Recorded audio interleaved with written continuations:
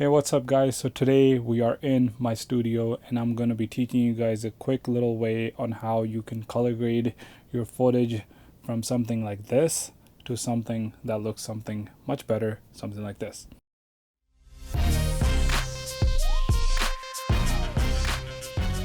So for the last couple of videos and even for the last year or two, I've actually been shooting more and more on flat picture profiles.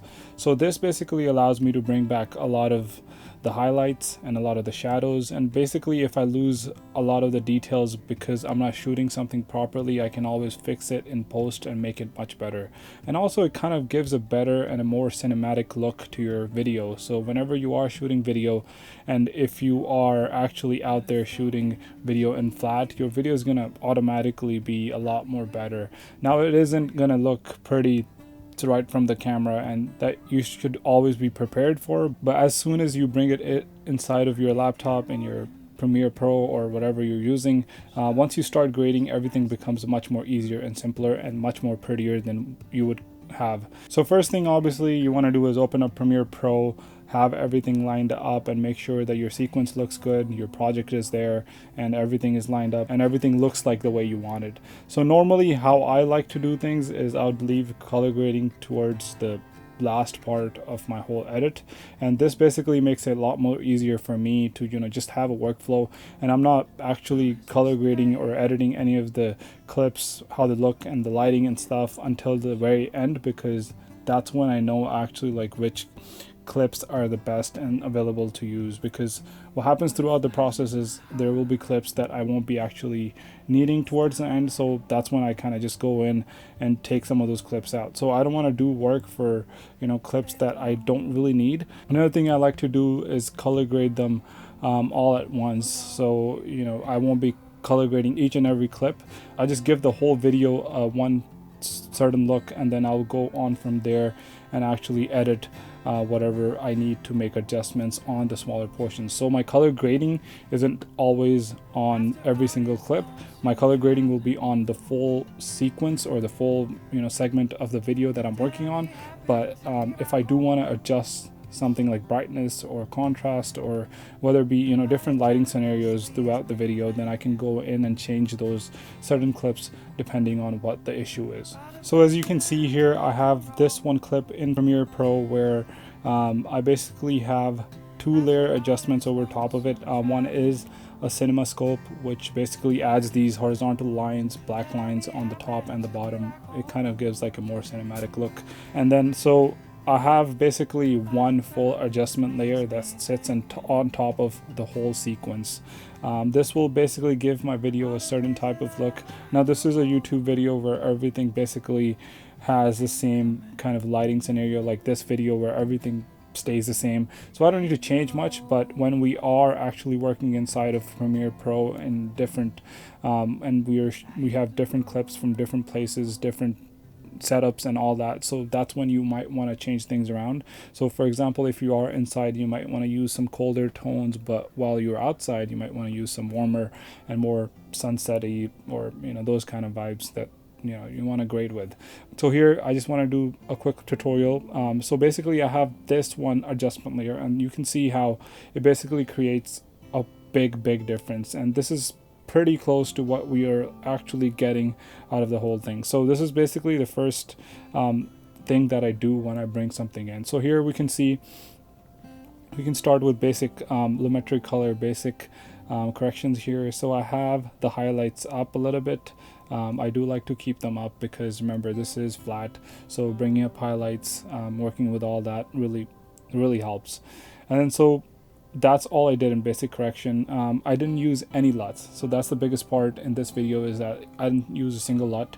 It's completely done with manual control. So in curves, I have a S curve, so it basically goes from the top to the bottom. As you can see here, it basically increases the highlights and decreases the shadows, which creates a contrast look to your video. So here and then you have all these hue versus saturation and saturation versus saturation, hue versus hue. You have all these basically these curves here that you can mess around with and change your colors as you prefer. So here in hue versus saturation, I actually took out a lot of the blues, and I made them less saturated. As you can see in the backgrounds here, everything is kind of just desaturated and blown out, so you can't really see it. It creates much more focused attention to the subject, which is me in this certain clip. So once you go down, you obviously have some color wheels and matching. So this is where you can add some colors into the highlights, shadows, midtones, etc.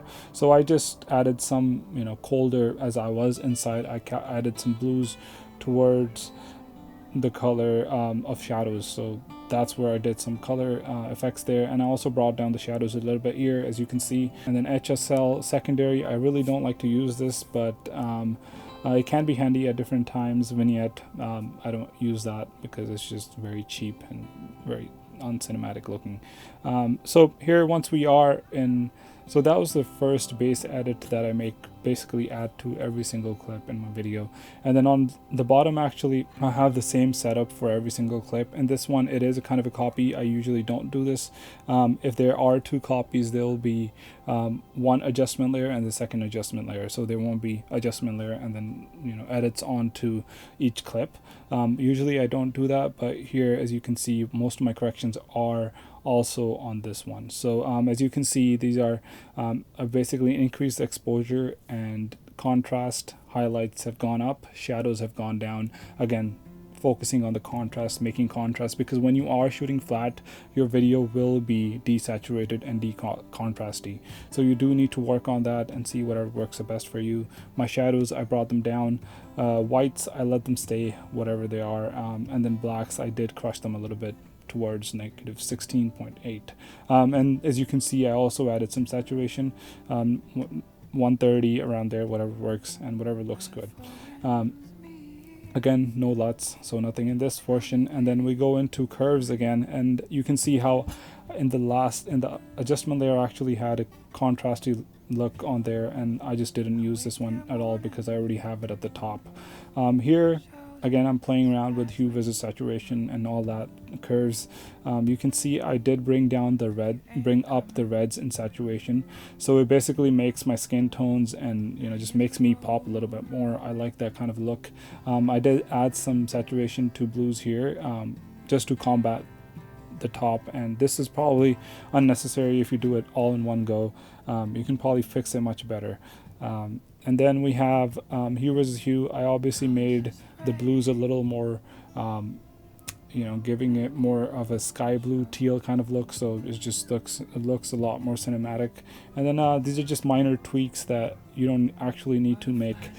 These are just going to enhance your video in just the color grading aspect. And then Luma, I obviously did also bring down, basically select the hue, so the color range that you want to work with. So I kind of chose teal to a purple pinkish range.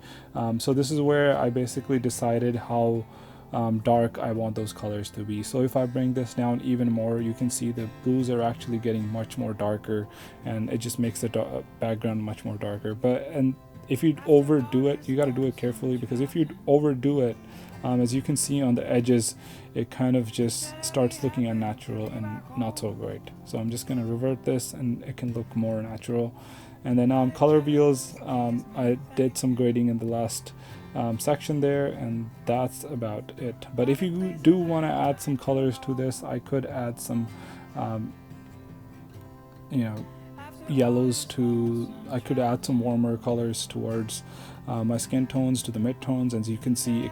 So these are basically like filters for your video, where you can select in which kind of video setting you want it to be. These aren't presets like Lightroom, so you can't really adjust them except the intensity of this LUT, the filter. So just make sure how you use them, and make sure that you know your color wheels and your basic correction rules, because sometimes it might push the colors to be really warm even though you're inside, and you might want to use that. But the only way to combat that is by fixing around with the color temperature and the tint, and then of course the contrast, saturation.